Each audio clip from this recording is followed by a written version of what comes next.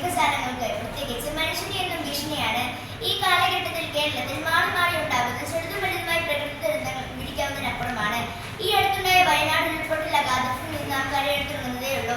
പ്രളയവും ഉരുൾപൊട്ടലും കഴിഞ്ഞാൽ നമ്മൾ എവിടെയും ചർച്ച ചെയ്യുന്ന വിഷയമായി സോയിൽ പൈപ്പിംഗ് അഥവാ കുഴലിൽപ്പെടുന്ന മണ്ണൊലിപ്പ് മാറുന്നു.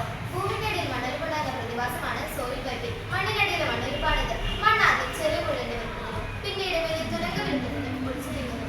ഭൗമാന്തർഭാഗത്ത് ടണലുകൾ രൂപപ്പെടുകയും അതിന്റെ ഫലമായി നദികളൊഴുകുന്നതുപോലെ നിരവധി കൈവഴികളായി ചെറിയ തുരങ്കങ്ങൾ രൂപപ്പെടുകയും ഇതിലൂടെ ദൃഢത കുറഞ്ഞ കളിമണ്ണും ദ്രവിച്ച പാറകഷ്ണങ്ങളും ഒഴുകി മലയുടെ അടിവാരത്തേക്ക് നിക്ഷേപിക്കപ്പെടുകയും ചെയ്യുന്നു. മണ്ണിനടിയിൽ വലിയ തുരങ്കങ്ങൾ രൂപപ്പെടുന്നതോ അവ ശാഖകളായി വികസിക്കുന്നത് സംബന്ധിച്ച് ഒരു സൂചനയും പുറത്തേക്ക് ലഭിക്കുകയില്ല. അപ്രത്യക്ഷമായിട്ടാകും ദുരന്തമെത്തുക. നിശബ്ദമേറിയായിരിക്കുന്ന ഈ പ്രതിഭാസത്തെ ഭൗമാന്ത ശാസ്ത്രജ്ഞർ മണ്ണിനടിയിലെ ക്യാൻസർ എന്നാണ് വിശേഷിപ്പിക്കുന്നത്. ഇതണുന്ന സ്ഥലങ്ങൾ കൃഷിക്കോ മനുഷ്യവാസങ്ങൾ പറ്റാത്ത തരത്തിൽ തകർന്നിടുന്നതാണ് പ്രധാന ദോഷം.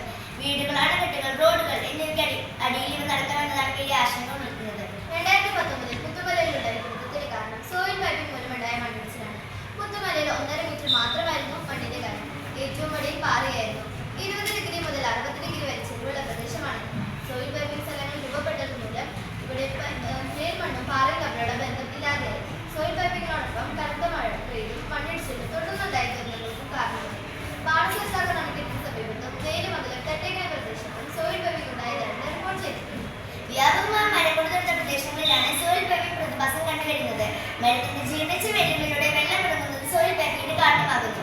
വർഷങ്ങളോളം വെള്ളമിറങ്ങുമ്പോഴാണ് ഭൂഗർഭം വലിയ തുരങ്കമായി മാറുന്നത്. കനത്ത മഴയിൽ ദുർബലമായ മണ്ണിടിഞ്ഞ് ഭൂമിയുടെ കയറുമ്പോഴാണ് കാര്യം പുറത്തറിയുക. പരിഹരിക്കാനാവാത്ത വിധം ഭീഷണിയായതായി ഗവേഷകർ പറഞ്ഞു. വൈദ്യുതി പ്രവഹിച്ച പ്രതിരോധം പരിശോധിച്ചാണ് ഭൂഗർഭ ചാനലുകളുടെ വ്യാപ്തി കണക്കാക്കിയത്. സോയിൽ പൈപ്പിംഗ് ഇല്ലാതാക്കുന്നതിന് മാർഗങ്ങളുണ്ടോ? നമുക്കൊന്ന് നോക്കാം. സോയിൽ പൈപ്പിംഗ് പ്രകൃതിയുടെ പ്രതിഭാസമായതിനാൽ അത് പൂർണ്ണമായും ഇല്ലാതാക്കാൻ സാധിക്കില്ല. എന്നാൽ ആഴത്തിലൊഴുകുന്ന പുല്ലുകളും മരങ്ങളും വെച്ച് പിടിച്ചതിന്റെ വ്യാപനം കുറയ്ക്കാൻ നമുക്ക് സാധിക്കും. സോഡിയം പോലെയുള്ള മൂലകൾ